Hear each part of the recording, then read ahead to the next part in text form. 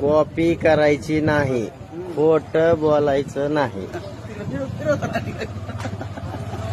हे बघा गर्दी आणि हे बघा जय मल्हारचं पान कसं आहे.